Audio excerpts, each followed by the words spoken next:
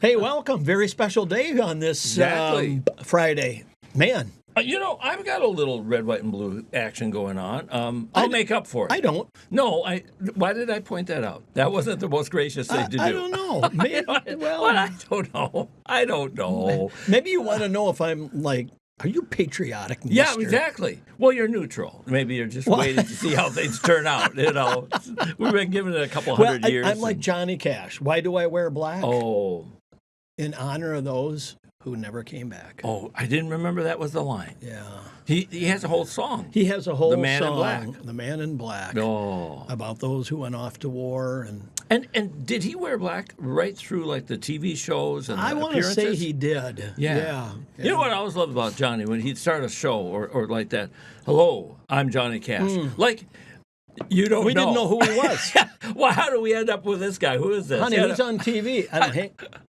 Hello, Johnny Cash. I'm Johnny Cash. I love that. I don't know Yeah. if anyone else ever no, did that. I It love felt it. like did love Elvis say, "Hello, I'm Elvis"? No. I doubt it. No, No. But it was good. It was good. It was. Yeah, maybe June told him to say it. I don't know, or said, "Oh, just keep on." Anyway, we have a great psalm. We today. do. We've been looking at psalms in the past, right? And we've done a psalm of trust and a psalm of ascent and a psalm of wisdom and a psalm of repentance. Today, We have a psalm of the Messiah, or Messianic psalm. right? And there's a handful of those. Oh, there's a bunch. Yeah. And actually, it's kind of tough to choose. But since we had done Psalm 1, now Psalm 2.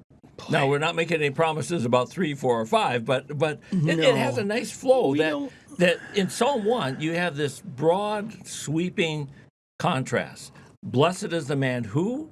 Oh, not so for the wicked. No. Okay. No. Now, that sounds like, no offense, pure law, right? Oh, sure. Do this and Yep, live. yep. Don't keep my commandments. You're going to be chaff blown away. Yeah. But don't we really need, as soon as we hear that, we need gospel. We need a Savior, Yep. and we need him fast. And so Psalm 2 says, wait a minute, there is one coming. Yes. Yep. So in Psalm 2, well, we should just jump into it. Maybe we should. Are do you the- going to read the whole shebang, or are you going to? How about the first 3? Yeah, that sounds Can we good. do that? Yeah, All read right. that one. Here we go. And again, we're reading out of the ESV version. Yep. Right. We actually have matching text today. We do. Wow. Psalm 2. Why do the nations rage and the peoples plot in vain? The kings of the earth set themselves, and the rulers take counsel together against the Lord and against his anointed, saying, let us burst their bonds apart and cast away their cords from us. Oh, isn't that a great picture? Again, It is. we were talking about, before we came out, 4th of July, freedom. Freedom. Cast off the bonds. Yeah. Yeah. Yep. Oh, it's a wonderful theme. Nations raging. Well, a little history lesson of 1776 certainly says, yes, nations were raging against one another. And we stepped into We that. had the French coming in to help after Yes, a while. We right. had mercenaries Yes. that were coming. Yes, right. That For were- our side and for the other. And for the other side, Exactly. Native American groups were Right. becoming involved. Yep. It was So- huge. It was. And not to you and I love history, but we have that innate love of the underdog. I mean, who do these Americans think they are? Rocky. Yes, exactly. But, the British Navy ruled the seas. Who are we? Yeah. Except for John Paul Jones, who's Right. one of my favorites. Yeah. But we are nothing. No. Except, well, look what God arranged for our benefit. That's our nation. Kind of like Russia and Ukraine. Oh, nice touch. Oh man, the big bear's picking on that little guy. Yeah, as they did. My Finnish heritage says, Oh. as happened in the Winter War of 39-40 Yeah. when Russia attacked Finland. Yeah. And as long as there was snow, the Finns were doing great. When it melted, not so much. But Yeah. give us snow, we were good. That's our nature. All right, so let's look at verses 1, 2, 3. All right, the nations rage, the people plot, the kings set themselves and take counsel together. But wait, it's not just against each other. No. That's the key of verse 2. Yep. Against the Lord, and here's our messianic hope, and he's anointed someone, Yeah. but against them, that is the Lord and his anointed, Yep. the kings are plotting freedom. Yeah. We want to be away from you. Yep. Yeah. Yeah. our culture today, we hear many people say, I don't need all that religion. I want to be who I am. I want to do my thing. Freedom again. Right? Yes. So I want to be free from the Ten Commandments. I want to be free from the oppressive moral rules of Christians or whatever. Right. It's just that I want to do what I want to do. Right. And that's how we define freedom. I get to do what I want to do. I get to do right what now, I want to do. with little or no consequence to what I do. Right. Yep. That would be freedom. Yep. It It's my choice. It would be chaos and anarchy. Right. Because at that point, someone just says, I like that. Did you drive in today or did you walk? I walked today. In the rain. Well, then that means nobody's at home and somebody just walked into your house, took everything they wanted because they said, I've always liked this place. Let's just load her up. That would be bad. Freedom. Some of the stuff I'm okay with, but for the most part, that would be bad. That would be bad. Yeah. No, you're not Absolutely. free Yeah, to walk into a restaurant and take someone's meal from them and say, I'm hungry, I don't have any money. But I'll keep this. I'll take this. Thank you. Yeah, right. Yeah, I'm free. No. So we rebel against, whether we're kings, and you and I are no kings, No. but the kings and the rulers and the peoples plot in vain. It's not just if I had power, I hold on to it. Lacking any power, I still want it. Exactly. And I still want freedom, and I want to say, let's burst the God's bonds away from us. And such, I know there's Old Testament imagery. When the people of Israel wanted a king, we want a king. We want a king. We want to be like all the other nations. And the advice from the prophet was, no, you don't. Really You don't. Why would you want to be like all the other nations? You have God, and God even says remarkably, give him a king. Yeah. Remember, go ahead, let him have a But king. the prophet even said, you know what? Your boys are going to have to go to war. You're going to have to pay taxes. Your young daughters are going to be brought into in servitude. Yeah, exactly. And they said, that's what we want. Yeah, exactly. That's going to work out better than having to listen to God. Yeah, I wonder what they did in at that moment. Did they smack themselves on the forehead like we do in the 21st century? Yeah. Something of, all right. And what did you get? You got Saul. Yeah. Oh, yeah. But he looked good. That's the thing. Head taller than everyone and the most handsome man. So boom, boom, he's the guy. This is where I always love my theme. Greatness ought to look like greatness. Yes. Saul looked like greatness. Yeah. But that didn't work out so well. So then who do we get? This shepherd boy over here who is, 5 feet whatever. Yep.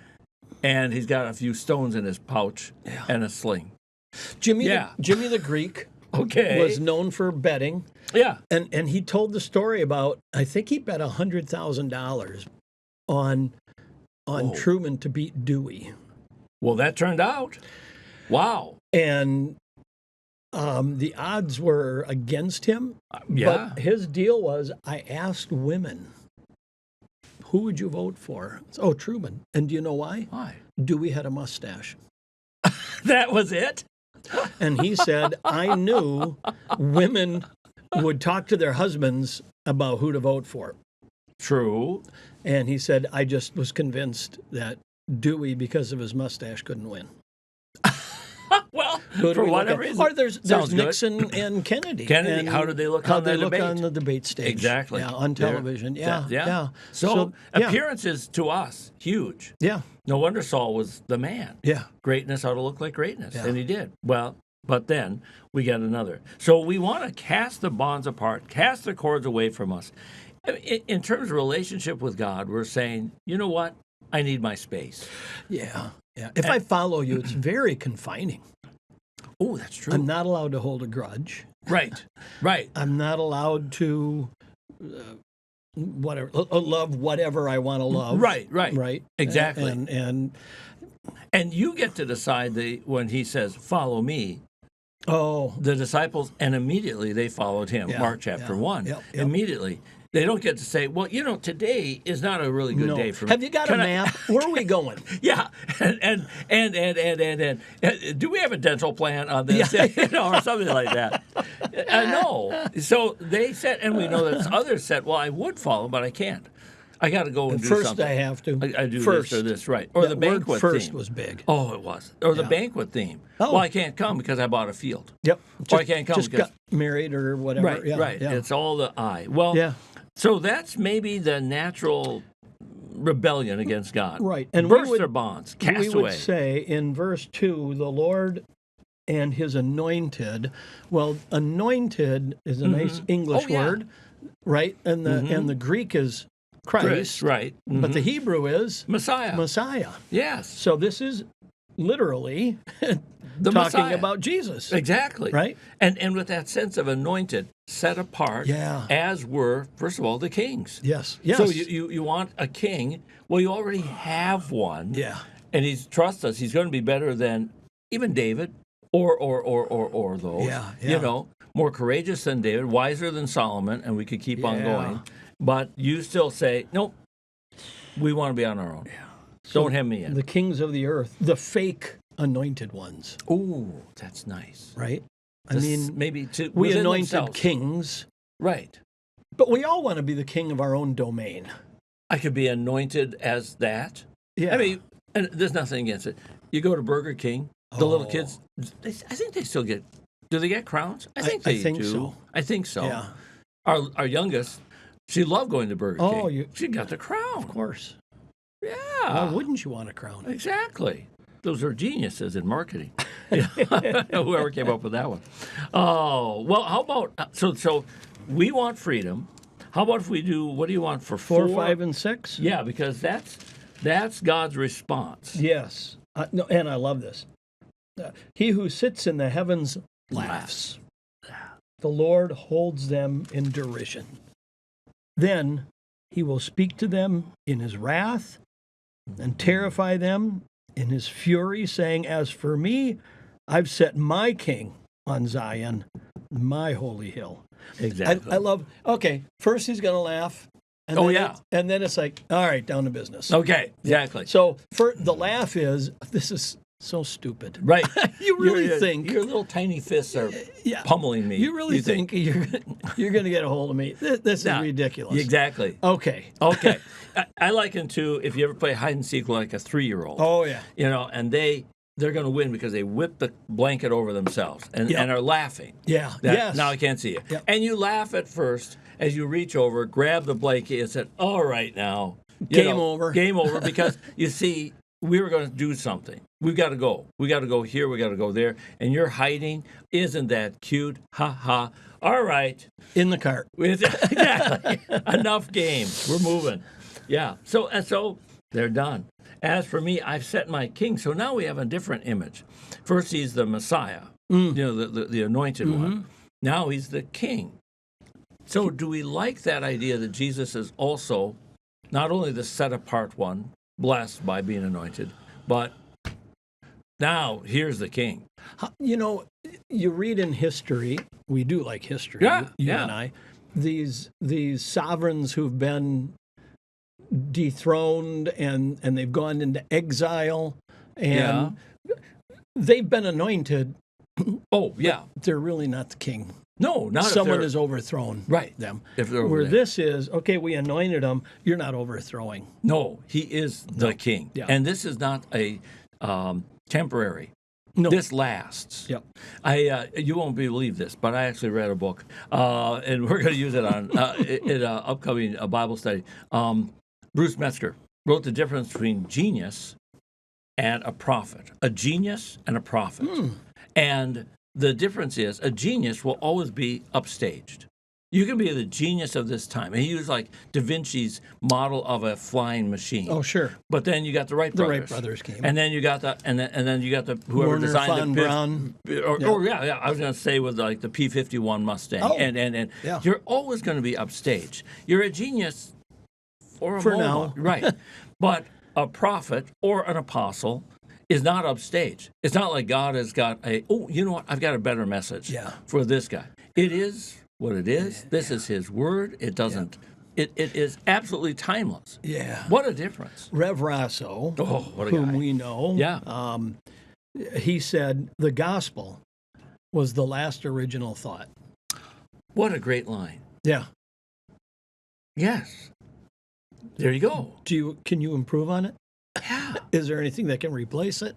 Now I'm going to go on a limb because Upstage it. you knew Rev Rosso way better than I, but he loved the illustration from literature Oh, that had a always. parallel to the gospel. Always, yep. And I would think the essence of you start with the literary story, Yeah. and then say to people, "Isn't that a great story?" Yeah. Does that remind you of another story Yeah. that we've heard? Yeah, exactly. Exactly. Yeah. Yeah. Which Jesus did parables. Yeah. Right? Yeah. Right. Stephen King does The Green Mile Yes, we've loved that one. as an illustration Yeah. of Yeah. the Jesus goodness of God. Yeah. takes it in himself, gives healing out for others Yeah. at his own expense. There is one great story, but I never heard that one from Rev Rosso. There is the gospel is the last. The last original thought. That is very good. Yeah. The last original thought. Well, I've set my king on Zion, my holy hill. Now, if we ended right there, I think I need that John 3:17 verse that says, God has not sent his son to condemn the world, but that the world might be saved through him. Because we're holding our breath on verse 6. Yeah. Okay, I've set my king on the hill. And what's he going to do? Exactly. Oh boy. Did you or like bad children, not that we've ever encountered bad children, who have been plotting. Now the father has taken the covers off. Yeah. And then they say, do you think he heard us? Yeah. Yeah, and what's going to happen if he did? Yeah. Well, Yeah. he's come as a king, but ultimately we know not to condemn the world, but that the world might be saved through him. That's why he's here. Because in verse 5, it's like, okay, now he's going to talk to them in wrath. He's going to terrify them. My king is on the hill. Yep. And, we wish we would know the exact way he said some of those things. Thinking of Jesus. You and I, we did the Sermon on the Mount. How did he say, now you've heard it said, but I tell you. Now, there had to be a difference in tone. You've heard it said, yeah. Love your neighbor, hate your enemy. Oh, yeah, I like that one. Yeah. But I tell you, in other words, that's wrong. Okay. Now, I'll tell you how it really We're going to is. step it up, Yeah, exactly. kick it up a notch. And especially when those who said that are probably in the crowd somewhere going, oh, yeah. I just preached on that last week. Right? Right, The and they loved Pharisee me. goes, oh, that was it. That was Yeah, and it's so natural. People love you. Oh, it's yeah. perfect. Yeah, Oh, yeah. yeah. Oh, no. So I'm going to tell you, which maybe is, why don't you do 7, I don't know, you like 7 to 9? Sure. Okay. Yep, let's do that. Okay. I will tell of the decree. The Lord said to me, you are my son. Today I have begotten you. Ask of me, and I will make the nations your heritage, and the ends of the earth your possession. You shall break them with a rod of iron and dash them in pieces like a potter's vessel. Wow, what a great image. All right. So if I'm worried about him, I'll tell the decree. The Lord said to me, what? Now I'm really holding my breath. And I would have worried if I'm plotting this rebellion that the Lord said to me something to the essence of, go get him, Yeah. And lay waste to him. And why can you do that? Because you're my son. That's I've it. begotten you. Yeah. You have the authority. Let's get her done. But you're also making an invitation to, if you would stop plotting against me, stop trying to be king on your own, look at a relationship here that always should just be, whoa, wait a minute. The Lord said to me, you're my son. Oh. Yeah. And so now we're starting to have the wonders of the Trinity. The Trinity. Yeah. Right. Yep. Which we're going, oh, well, how is that? So Jesus wasn't made. No. I was reading a book by someone who's on TV, a lot of news person. Okay. And in there that here's the love of God, that after the fall he decided to make Jesus. Oh. And it was like, oh no. I wouldn't go with that. Begotten, not made. Exactly. Yeah. Have you never been to church? Yeah. said that line? Yeah. So I just wondered if this person was of a Jehovah Witness or maybe a Mormon background. Something like that. Yeah. And also you could trip over, today I've begotten you, which sounds like the ancient heresy. There was a time when he was not. Right. Yep. That if you say today, then there had to be in eternity a day before. Yeah. But no, Yeah. this is an eternal relationship, Father, Son. Right. Or only someone begotten. could say he was a human and then God Oh. adopted him. Oh. At the baptism, he anointed him. And it's like, no. Because then at the cross, he would have to abandon him. And you tell me what a heartless God that would be. No Right. thanks. Nope. No. Good that has essentially died. But it's a challenging verse unless we come with other understanding. The Father and I are one. Yes. John chapter Yep. 10. If you've seen me, you've seen the Father. John 14. These are reassurances Yep. that we should bring to this text. But his eternal today, he is the begotten of the Father. There we go. Good. Good enough. Yeah. Isn't that the thing? Say what the text says. Leave it alone. It speaks for itself. Right. And if there are questions, I can just feel 8th grade confirmation questions. Good question, Johnny. We don't really know. Yeah. But thank you for asking. Yep. Yeah. What we do know is sufficient. Yeah. Exactly. That will be enough. Now, how about this one? Verse 8. Ask me, and I'll make the nations your heritage, the end of the earth your possession. Isn't that interesting? Because since he's the creator, everything already is his. So to what degree is there still a and yet? Do you think we could tie this into Philippians, who emptied himself, Oh, right? therefore. Became as a servant? Yes. Humbling himself, obedient to death, even the death on the cross. Pause. Therefore, God has highly exalted him and bestowed on him the name that is above every name. Yeah. That therefore is the inbreaking of Easter. Yes. Yeah. And you have to pause. Good Friday. Saturday. Here it comes. Boom. Yeah. Therefore. And from therefore on. Yeah. Yeah. You see I Paul think so. writing that with a little more gusto. Therefore. Yes. Exclamation point. Exactly.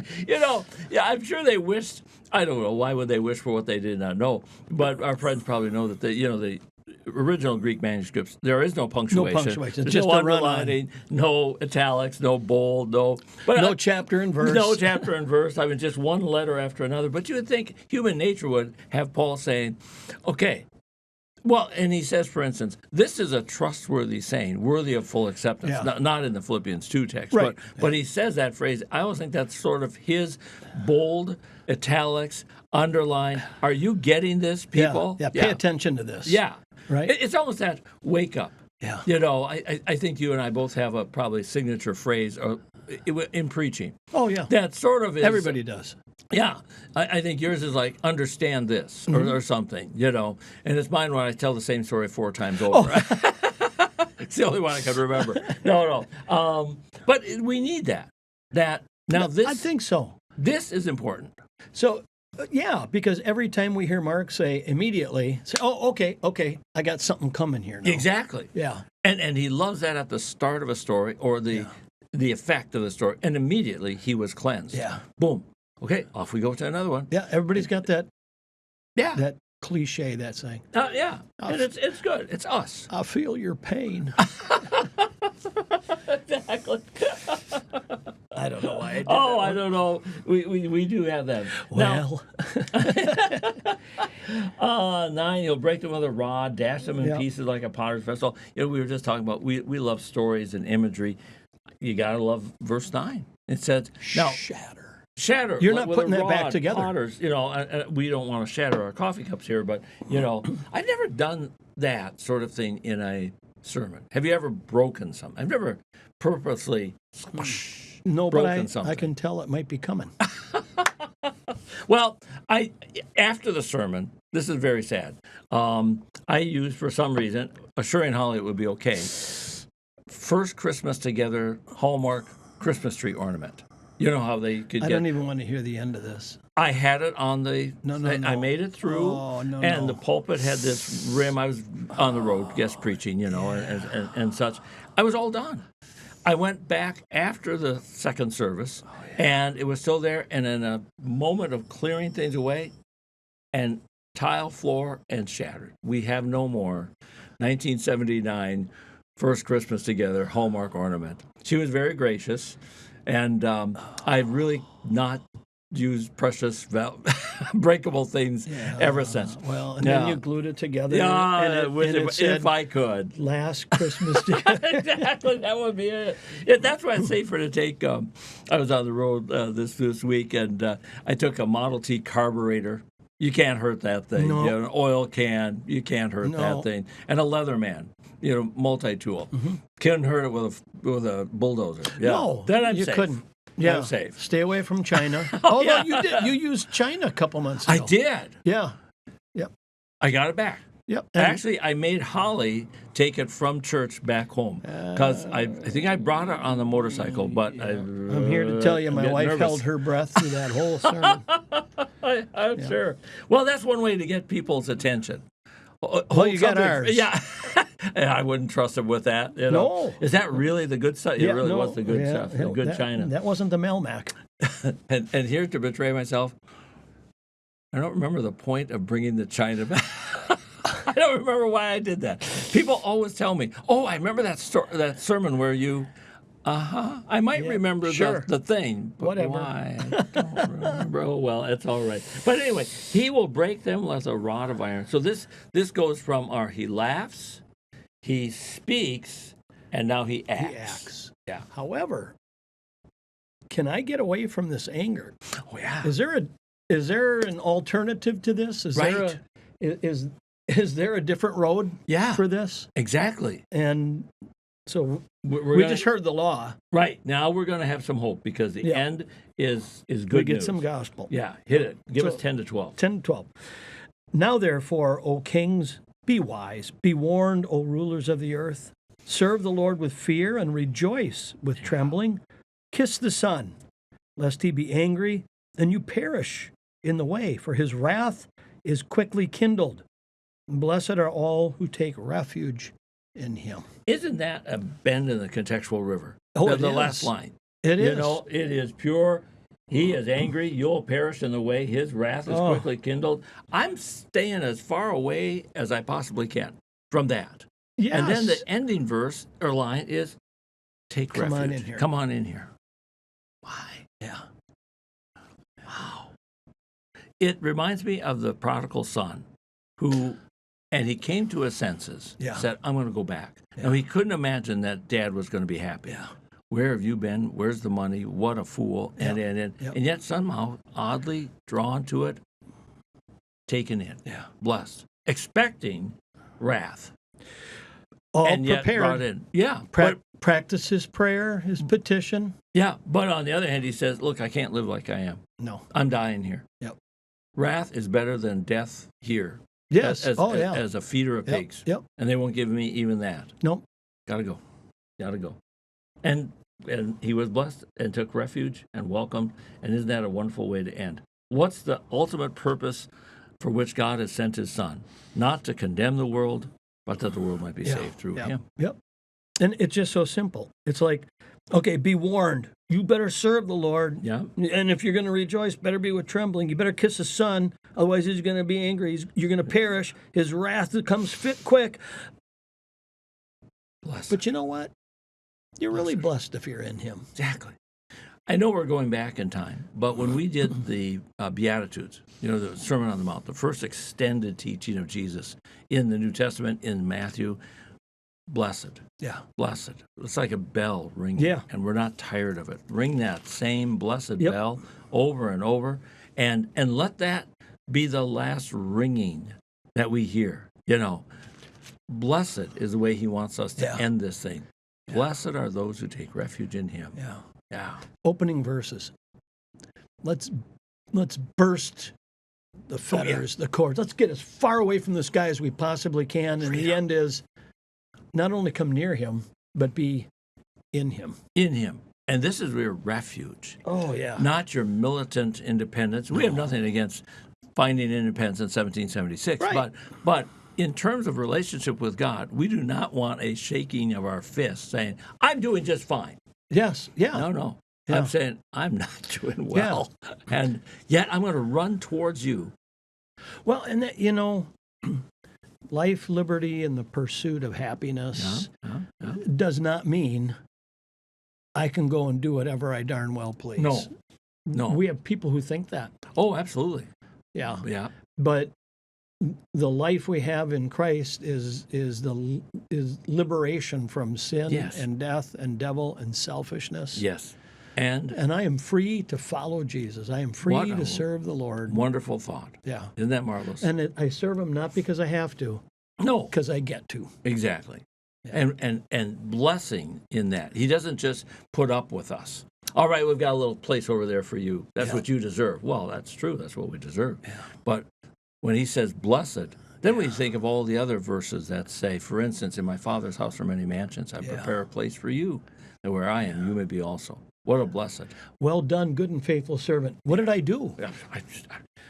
I did what you told me. That's it. I'm nothing. Yeah, you are in me. Yeah. Or Paul, who says, look, I'm the last. I'm the least. Yeah. I should never been called an apostle, but yet.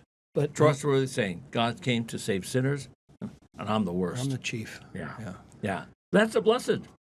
Well, we walked through a wonderful Messianic psalm. There are many others. I mean, if the Spirit moves us, we might land on another sometime, but we won't predict at this time. No, we're not good at that. No.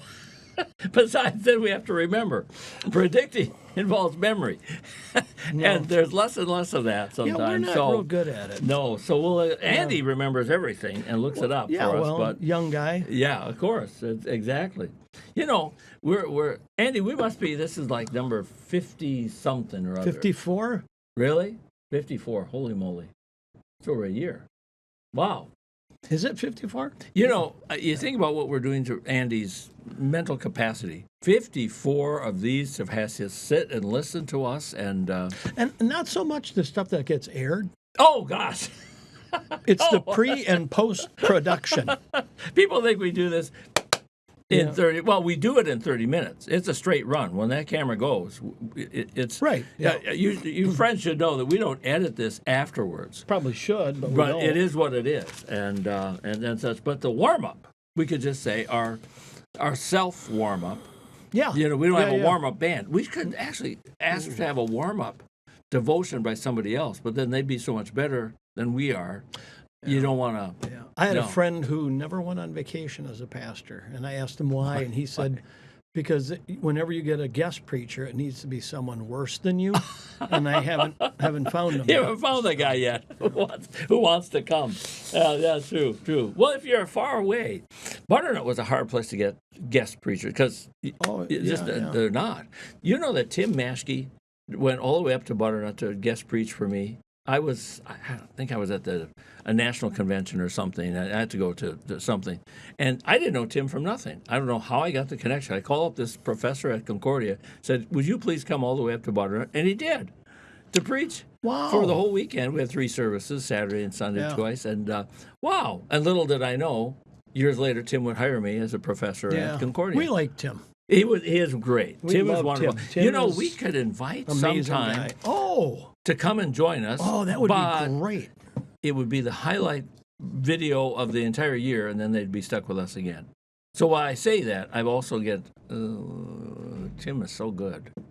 I don't know. Yeah. Yeah, I don't know. Well, anyway. Yeah. Well, we have given our folks hope that might be dashed. All right. Have a wonderful day. Yeah, happy 4th of July. Be safe. Enjoy your family and your friends. Until next week, we will see you in church.